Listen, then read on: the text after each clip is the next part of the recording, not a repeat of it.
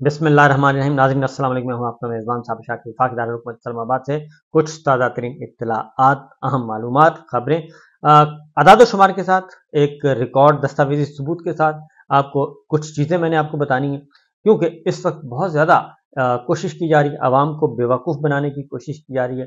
Media پر ایک censorship کا بدترین عذاب مسلط ہے کہ آپ نے مسلم لیگ نواز کو کچھ نہیں کہنا، اور مسلم لیگ نواز کو نہ صرف کچھ نہیں کہنا بلکہ اس کو پروموٹ کرنا ہے اور اچھی اچھی اس کی شکلیں لے کے آنی ہیں، اور اس کو بتانا ہے کہ جناب ان کو اس طریقے سے پروموٹ کریں کہ پاکستان کے عوام یہ سمجھنے لگ جائیں کہ واقعتاً اس وقت جو ہماری اسٹیبلشمنٹ کر رہی ہے وہ بالکل درست کر رہی ہے، اور میاں نواز شریف صاحب کو جو اقتدار میں لانے کی کوشش کی جا رہی ہے وہ بالکل درست ہے۔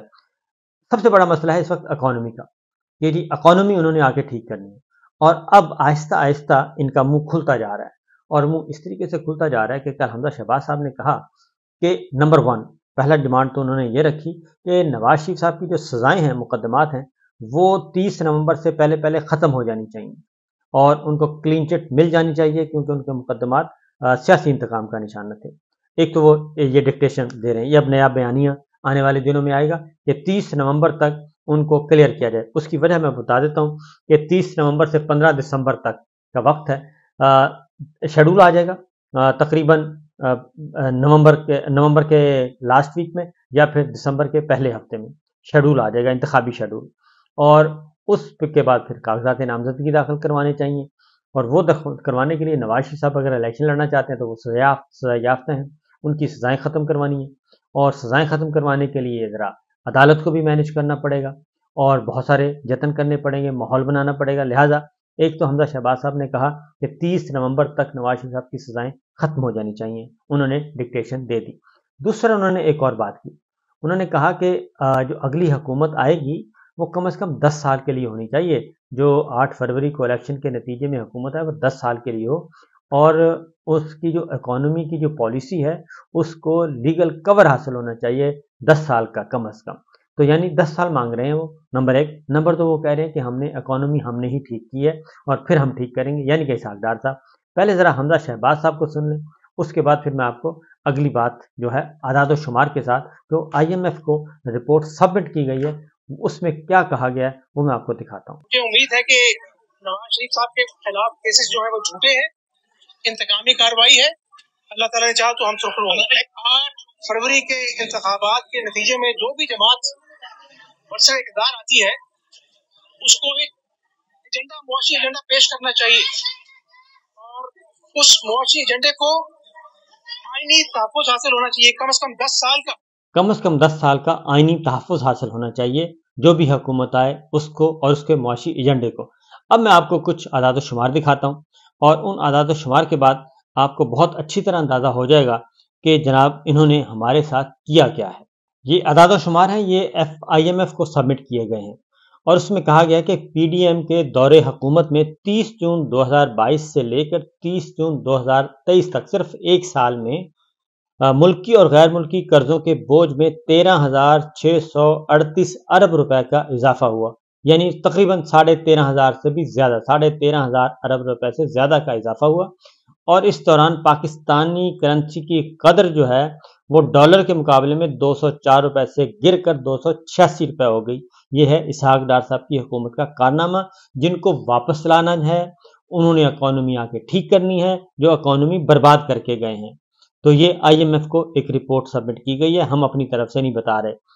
اس کے بعد انہوں نے کہا کہ وزارت خزانہ کے ڈائریکٹوریٹ جنرل ڈیٹ کی جانب سے تیار کردہ رپورٹ میں IMF کو بتایا گیا ہے کہ گزشتہ مالی سال میں ملکی قرض 7,724 ارب روپے بڑھ کر 31,685 ارب روپے سے 38,309 ارب تک پہنچ گیا، یعنی 7,724 ارب روپے کا اضافہ ہوا غیر ملکی قرضوں میں۔ اسی کی طرح غیر ملکی قرض جو ہے وہ 5,914 ارب روپے بڑھ کر 18,157 ارب روپے ہو گیا۔ ڈالر مالیت میں ملکی قرض GDP کے 46.7% سے بڑھ کر 45.8%، اور غیر ملکی قرضہ 27.3% سے بڑھ کر 28.4% پہنچ گیا، اور ملک پر واجب الادا قرض پر سود کی ادائیگی 3,182 ارب سے بڑھ کر 5,671 ارب ڈالر تک 671 ارب ڈالر تک پہنچ گئی. یہ ہے رپورٹ. اور رپورٹ میں یہ بھی بتایا گیا کہ سرکاری اداروں کے لیے ریاستی گارنٹی پر لیے گئے قرض کا حجم 14 ارب 16 کروڑ ڈالر تک جا پہنچا ہے، اور عالمی مالیاتی اداروں سے لیا گیا قرض 37 ارب 36 کروڑ ڈالر، پیرس کلب کا قرض 7 ارب 91 کروڑ ڈالر، اور دوست ممالک کا قرض 17 ارب 57 کروڑ ڈالر تک پہنچ گیا ہے. اور پنجاب کے ذمے 5 ارب 95 کروڑ ڈالر، سندھ کے ذمے 3 ارب 12 کروڑ ڈالر، اور بلوچستان کے ذمے 30 کروڑ ڈالر، خیبر پختونخوا کے ذمے 2 ارب 5 کروڑ ڈالر. یہ ہے جناب. اور گلگت بلتستان کے ذمے 5 کروڑ 93 لاکھ، اور وفاقی حکومت کے ذمے غیر ملکی قرض کا حجم 72 ارب 34 کروڑ ڈالر ہے. تو یہ سچویشن ہے اس وقت. اس حکومت کو واپس لانا مقصود ہے، جو یہ برباد کر کے گئے ہیں 1 سال میں. اسی وزیر خزانہ کو واپس لانا مقصود ہے، اور پہلے چھوٹے بھائی کو لائے تھے، اب ان کی جگہ پہ وہ کہتے ہیں کہ بڑے بھائی آنے چاہیے تاکہ قرضہ کم از کم ڈبل تو ہونا چاہیے. تو یہ اس وقت کی اعداد و شمار ہے. اب آپ خود سوچ لیں کہ یہ آ کر کیا گل کھلائیں گے. اسی لیے ان کا جو پتہ ہے وہ کٹتا جا رہا ہے، اور ان کے پلے اب کچھ نہیں ہے. ایک تو ووٹ نہیں ہے ان کے پاس، ووٹ بینک نہیں ہے، لوگ ان کے ساتھ نہیں ہیں، اور دوسرا اس وقت بہت سنجیدگی سے یہ بات طے کی گئی ہے کہ اس کمبل سے جان چھڑوا لیں مسلم لیگ نواز کی اور شریف فیملی سے. اس کمبل کو جتنی زیادہ دیر تک اپنے اوپر اوڑے رکھیں گے، اس میں کمپنی کا بھی نقصان ہے، اداروں کا بھی نقصان ہے، ملک کا بھی نقصان ہے، اور ایک خواہ مخواہ کی ایک لائبلٹی بن گئی ہے جناب میاں صاحب.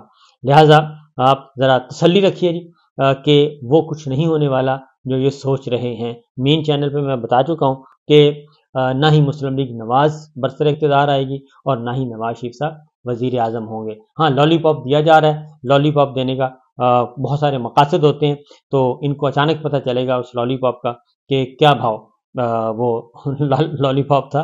کیونکہ یہ اسی طرح ہے جیسے 2018 میں شہباز شریف صاحب کے ساتھ مل بیٹھ کے کابینہ تشکیل دی جا رہی تھی، اور اس کو انہوں نے سنجیدہ لے لیا تھا کہ میں واقعی وزیر اعظم بننے جا رہا تھا 2018 میں، اور کابینہ بھی میرے ساتھ ڈسکس ہو گئی تھی. تو بہرحال ہیں قواقب، کچھ نظر آتے ہیں کچھ، اصل حقیقت میں نے آپ کو بتا دیا ہے. یہی اصل معاملہ ہے.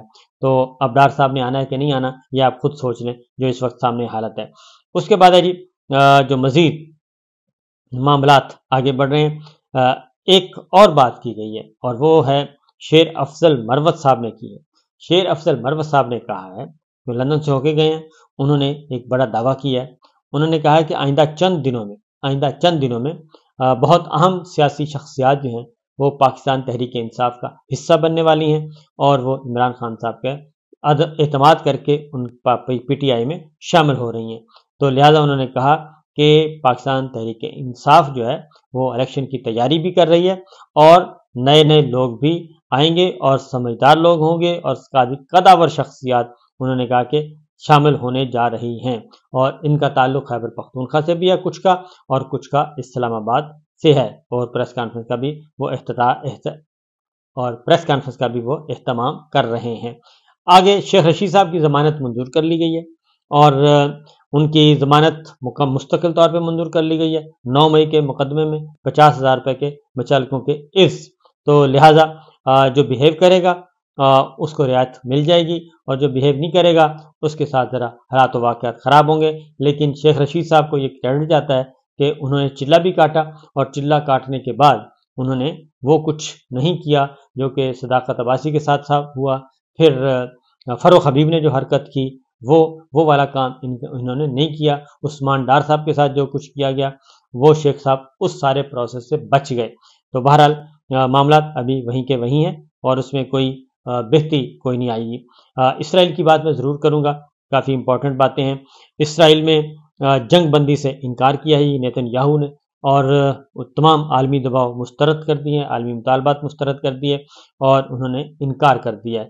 جبکہ دوسری جانب اسرائیل میں بہت زیادہ نقصان ہو رہا ہے. غزہ میں اسرائیل کر رہا ہے، اور وہ ہے جی ایک رات میں 2500 حملے 2500 حملے کیے گئے نہتے شہریوں پر اسرائیل نے غزہ میں، اور ان حملوں کے نتیجے میں 280 فلسطینی جو ہیں وہ ایک رات میں شہید ہوئے ہیں اور کوئی پرسان حال نہیں ہے۔ یہ شمالی اسرائیلی جو بمباری ہوئی ہے یہ شمالی غزہ جو ہے اس میں کی گئی ہے، اور وہ ایک کھنڈر کا جو ہے وہ نقشہ پیش کر رہا ہے۔ اس میں کوئی شک نہیں ہے کہ واقعتاً وہ ایک کھنڈر بن چکا ہے پورے کا پورا شمالی غزہ جو ہے۔ شمالی غزہ میں ہسپتالوں کے اطراف کے بھی بمباری کی، کیونکہ ہسپتال خالی کروانے کی کوشش کی جا رہی ہے، پناہ گزینوں کے جو کیمپ ہیں وہاں پہ کی جا رہی ہے۔ وہ کہتے ہیں کہ ہر صورت میں اس کو کرنا چاہیے جی، یہ خالی کریں، اور اس پہ قبضہ کرنا چاہتے ہیں، لیکن جو فلسطینی ہیں وہ مزاحمت کر رہے ہیں، اور ان کے ساتھ حزب اللہ بھی ہے، حماس بھی ہے، وہ ان کے فوجی ٹھکانوں کو نشانہ بناتے ہیں، اور جبکہ اسرائیل جو ہے وہ سول آبادی کو نشانہ بنا رہا ہے۔ ایک اور خبریں بھی لے لیں جی۔ شاہ محمود قریشی صاحب کی درخواست تھی، اور انسداد دہشت گردی کی عدالت میں اس کو کلب کر دیا گیا ہے عمران خان صاحب کی درخواست کے ساتھ۔